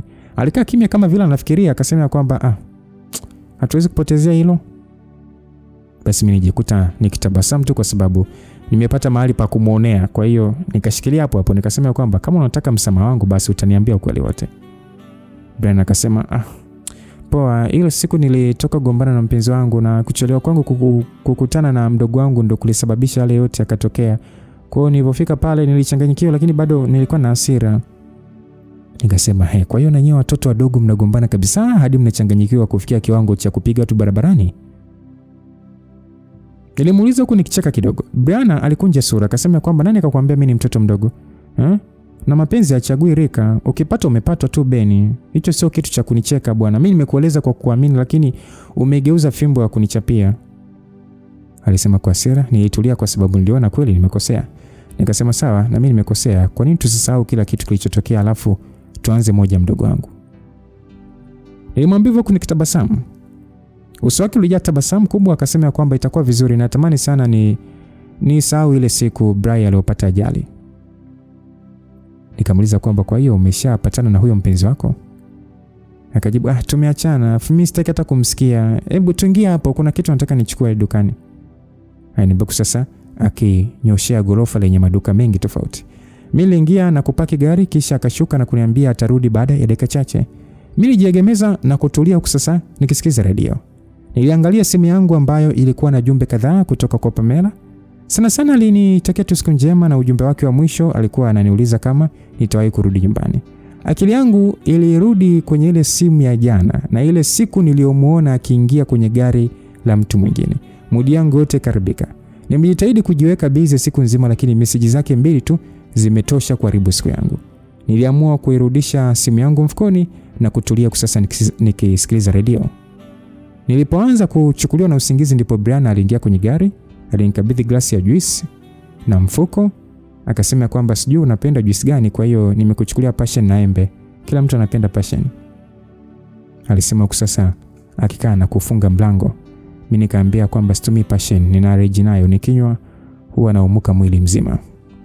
Brian alibaki akiwa anacheka tu. Akasema kwamba basi acha nikakuchukulia nyingine. Tunda gani sasa unakula bila kuvimba? Aliniuliza huku akichukua juisi yangu. Nilianza kucheka, kitu kilichomfanya aanze kucheka pia. Akasema kwamba nini sasa muone. Mimi nikajua uko serious. Nikaanza kuwaza wewe ni mtu aina gani. Alisema sasa akiweka mrija kwenye juisi yake na kuanza kunywa. Nilimwambia nitaka tu nikurushe roho, lakini asante. Akasema karibu. Mimi nimejikuta tu na njaa, alafu sasa naona nyumbani mbali, nikaona nianze tu na juisi. Nikamuuliza na hii nini? Akasema angalia, hizo ni nguo za wewe kuvaa kesho. Sitaki unipeleke chuo ukiwa umevaa kama mzee wa mwaka 47. Alisema na kumfanya nicheke. Ama kweli pesa ni mchezo mchafu sana. Leo hii mimi nakupangiwa nguo ya kuvaa na mtoto wa juzi tu. Basi akasema kwamba serious, usicheke. Wewe ni kijana alafu sasa unavaa kama mzee, haiji kabisa. Nikamwambia sio kwamba nilipenda kuvaa hivi, lakini jana mzee alinipeleka ofisini nikakuta kila mtu amechomekea. Kwa hiyo sasa watu wamepiga masuti nini? Nikaona hapa sasa nitaibika, kwa hiyo leo nikaamua kuvaa na mimi angalau kama wao. Bwana alicheka akasema usirudie tena bwana. Wewe kesho uvae tu hizo uone utakavyopendeza. Nikasema asante, lakini sasa inabidi nikulipe, ni kiasi gani umetumia? Akasema no, wewe tuchukulie tu ni kama mimi kukuomba msamaha. Bado nafsi yangu inanisuta kwa nilichokufanyia. Nishusha pumzi nikasema sawa, nitatafuta namna nyingine ya kukurudishia. Basi Brian alitabasamu tu na kuchukua simu yake, kisha akaanza kuchati na mimi nikarudisha macho barabarani na kuanza safari ya kwenda kumchukua Bryson, sababu muda wake wa kutoka shule ulikuwa umekaribia. Kwa hiyo maongezi yangu na Brian yakawa sasa yameshia pale. Nilipofikisha nyumbani, nilijiweka bize kusafisha gari tulilotumia leo, kwa sababu nilitaka angalau kesho nisipate shida asubuhi. Baada ya kumaliza niliaga na kuondoka, japo wazazi bado hawakuwa wamerudi. Wakati narudi nyumbani, nilipita dukani na kununua chakula cha akiba. Yaani nilichukua mchele kilo kadhaa, unga, sukari, mafuta. Nilitaka tu chakula kiwepo sababu sina maisha tena ya kupata hela kila siku. Kwa hiyo hii niliyopata inabidi niitumie kwa nidhamu. Kisha nikamtumia mama nyumbani kiasi kidogo cha pesa, na mdogo wangu aliye shule nikatuma hela kwa mwalimu wake. Haikuwa pesa nyingi, lakini nilihakikisha tunagawana wote.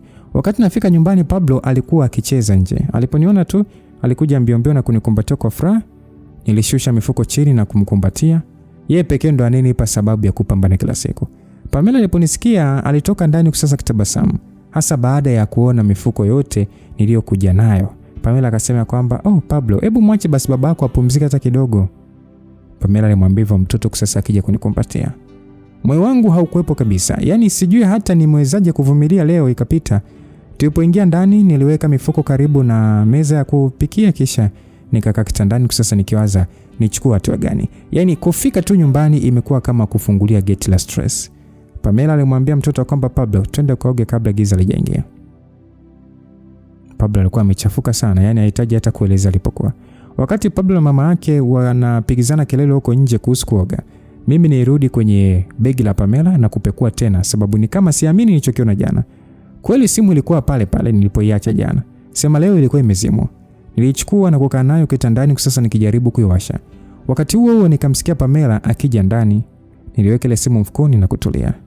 Basi akauliza kwamba mbona kama una mawazo sana bapi? Nikasema hamna, nimechoka tu. Akasema vumilia mpenzi, namogesha Pablo chapchapo alafu nakuja kuandalia chakula. Alisema huko akichukua sabuni na kutoka nje. Sasa ile simu iliyokuwa mfukoni iliwaka na kuanza kuita. Yaani kama uchawi vile. Nilikata haraka na kuizima kisha nikarudisha mfukoni. Pamela aliingia saa hiyo kama vile anasikilizia kitu. Mimi nikajifanya sasa ninawaza niko mbali kabisa, lakini kumbe namtazama tu. Alivyoona kimya akatoka nje. Hapo ndo nikaamua sasa kubaki na ile simu. Nilipanga kesho nikipata nafasi kazini niipekue vizuri, lakini kwa sasa nitatulia hadi nipate uthibitisho mzuri. Baada ya kula nilitoka na kwenda kuoga. Niliporudi nikuta Pamela akipekua begi lake. Nilijua tu anachokitafuta, lakini nijifanya sijui. Baada ya kupanda kitandani ndio niliamua kumuuliza kwa sababu alikuwa anapekua begi lake muda mrefu. Nilimwambia kwamba unatafuta nini Mapi? Mimi nataka kulala bwana. Mapi alidanganya akasema kwamba kuna nguo yangu naitafuta. Nikamuuliza kwa ukali kidogo, kwani hiyo nguo unaivaa siku ama? Akasema hapana, lakini nitaka tu nione. Nikasema basi tulale kesho, nitakusaidia kuitafuta. Unajua kabisa mimi siwezi kulala taa ikiwa inawaka. Basi Pamela alishusha pumzi tu na kwenda kuzima taa kisha akapanda kitandani. Usiku nilala usingizi mzuri kabisa na asubuhi niliamka mapema kujiandaa na kazi. Pamela akaniambia kwamba Bapi umependeza, mbona hizi nguo sijawahi kuziona? Nikamwambia nilizinunua jana. Nilimjibu sasa nikitoa raba za kuvaa siku hiyo. Kwa kweli hata mimi nilijihisi tofauti. Ilikuwa ni jeans nyeusi na t-shirt yenye mchanganyiko wa rangi ya blue, kijivu na nyeupe. Pamela akasema, "Du, umependeza." Pamela alinisifia sasa kutabasamu. Alitaka kushuka kitandani lakini Pablo akaanza kulalamika kwa sasa akimkumbatia. Pamela alicheka akasema, "Unamwona mwanao?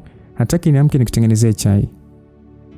Nikamwambia kwamba hata usijali, mchana lazima nile. Wewe lala tu pumzike na mle vizuri ununue nyama leo au maini na maziwa kwa ajili ya Pablo. Nilimwambia sasa nikiweka hela mezani. Pamela itabasamu akasema asante mume wangu. Hainiambia kwa furaha. Nilisogea na kumbusu Pablo sasa nikijitahidi Pamela asiniguse. Kisha nikamuaga na kutoka sasa simu yake ikiwa mfukoni kwangu. Nilipokuwa kwenye daladala niliitoa kabisa ile simu lakini kuiwasha sasa nikaogopa. Nijikuta nawaza kama nikifanikiwa kukutana na uthibitisho wa ninachokiona, je, nitafanikiwa kufanya kazi leo? Nikajishauri ya kwamba nisije nikaenda kuamwaga watu mtaroni, watu ambao wamenichukulia kama mwanafamilia wao, na bado hii ni siku yangu ya pili kazini. Labda nisubiri baadaye mchana sio asubuhi. Basi nijishauri hivyo na kurudisha ile simu mfukoni. Nilifika kwa kina Tambwe mida ya saa 1 na dakika kadhaa. Nilikaribishwa tena chai japo nilikuwa naona aibu sana, lakini walisisitiza wakisema mlinzi na msaidizi wanapataga muda wa kunywa chai kwa sababu wapo nyumbani. Basi nikatulia na kujumuika nao. Baada ya chai, leo nilitakiwa kumpeleka Bryson shule, kisha nitarudi kumchukua Brianna kwa sababu vipindi vyake vinaanza mchana na kuisha usiku. Kwa siku ya leo mama alikuwa anaendesha gari lake mwenyewe, kwa hiyo nilikuwa ni mimi na Bryson tu kwenda kwenye gari. Basi nikunywa chai yangu haraka pale kisha nikatoka kwenda kuwasaidia wazazi kuandaa magari yao, huku sasa nikipiga story na mlinzi. Hadi wakati wanatoka kwenda kazini, magari yao yalikuwa yameng'aa, hayana vumbi kabisa. Baada ya wao kuondoka nibaki tu nikimsubiri Bryson ambaye alitoka. Leo alichelewa kidogo kisha safari ikaanza. Bryson alikuwa ni mtoto mkimya sana. Safari nzima alikuwa ameweka nyimbo tu huku akiangalia nje. Basi mimi nilimfikisha shule na kumtakia masomo mema kisha nikarudi nyumbani kwa kina Tambwe. Bado ilikuwa ni mapema sana kwa Brianna kuondoka, kwa hiyo niliweka gari vizuri tu. Kisha nikakaa na kuanza kupiga stories za mpira na mlinzi. Sasa katikati ya stories zetu yule mdada alikuja kumwomba mlinzi msaada akidai mashine ya kufua imepata hitilafu. Hayo ndo maneno aliyoongea, lakini macho yake aliongea kitu cha tofauti kabisa kwa jinsi yule mlinzi alivyopata gumizi. Nilijua tu hapa kuna kitu kinaendelea kati ya mlinzi na mdada wa kazi. Nikatabasamu tu na kumhamasisha jamaa akashughulikia tatizo. Kwa mimi nikabakia pale nje mwenyewe. Muda huo Brianna alitoka akiwa ameshajiandaa. Brianna akasema, "Beni, za asubuhi umependeza leo." Anapokuwa kwa tabasamu nikasema, "Salama tu za kwako." Akasema, "Nzuri, mimi ni mzima kabisa." Alisema kwa kitabasamu. Nikamuuliza, "Okay, tunaanzia wapi leo sababu naona unatoka mapema sana?" Akasema, "Nataka niende kumpitia rafiki yangu alafu ndio nitaenda chuo." Alisema kwa akiingia kwenye gari. Sasa mimi nilinyokea getini ili kulifungua geti. Akauliza kwamba, "Kwani mlinzi uko wapi?" Akasema ya kwamba ameenda kumsaidia dada kurekebisha kitu huko ndani. Brianna akasema, "Kitu gani? Kama kitu kina shida si anatakiwa aseme ile kitengenezwe." Brianna aliongea kwa ukali kidogo akasema, "Brianna, sio shida bwana. Nitafunga tu geti mara moja alafu tunaendelea tuna safari." Nilimwambia sasa nikisimamisha gari baada ya kulitoa nje ya geti, nilishuka na kwenda kufunga geti kisha tukaondoka. Nilimuuliza kwamba kwa hiyo huyo rafiki yako yuko maeneo gani? Brianna akasema yuko Sinza madukani. Basi aliniambia kwa kichati kwenye simu yake. Niliitikia tu safari ya kwenda Sinza ikaanza. Tulifika na kupaki nje ya geti, akaingia ndani nikabaki namsubiria kwenye gari. Sasa baada ya Brianna kwenda ndani, niliitoa ile simu ndogo ya Pamela na kuiwasha. Moyo wangu wote ulikuwa unaenda mbio. Msikilizaji, Kama utakuwa unakumbuka, Benja ametuambia kwamba mara ya kwanza anaiona simu inaita, mtu alikuwa ameseviwa H. Unadhani huyo H ni nani? Mapenzi haya, ndio maana nimekuambia kwamba kama upo single, tafadhali sana, hebu naomba hata kama una pesa kadogo hapo, ka kitu kokote tu, ka pesa ka soda, ka pesa ka nini, hebu naomba utoke basi hapo, kanue soda afu unywe, afu ukiona kunywa unasema wow, I'm proud to be single. Yaani jivunie upo single mwanangu. Watu waliopo kwenye mahusiano, yo. Unadhani huyo mwenye herufi H ni nani? Kwamba rafiki wa nani? Mapenzi haya, basi tu baki na mpenzi wako mwenyewe. So tutakuja kujua yote ambayo Benja ameyapata kwenye hiyo simu. Wote tushuhudie sasa kwenye ukaguzi wa simu. Unajiamini na mpenzi wako kwamba simu anaiacha hapo, kumbe umezoea na kasimu kadogo pembeni. Watu siku hizo wana technique, wana mbinu za kivita. Kwa hiyo bwana, tamanio langu na ninaamini pia ni tamanio lako pia kufahamu huyo H ni nani? Ni nani? Mnaanza kusema Henry, labda. Lakini mapenzi haya. Mtayarishaji wa simulizi ni Chuchu, nami niliyekusimulia hii simulizi ni Lucas Lumbas. Kwa mapenzi yake Mwenyezi Mungu, neema yake, tuangazie katika sehemu ya pili inayofuata, tufahamu yote aliyoyakuta Benja kwenye hiyo simu ndogo ya Pamela. God be with you till we meet again. Bye bye.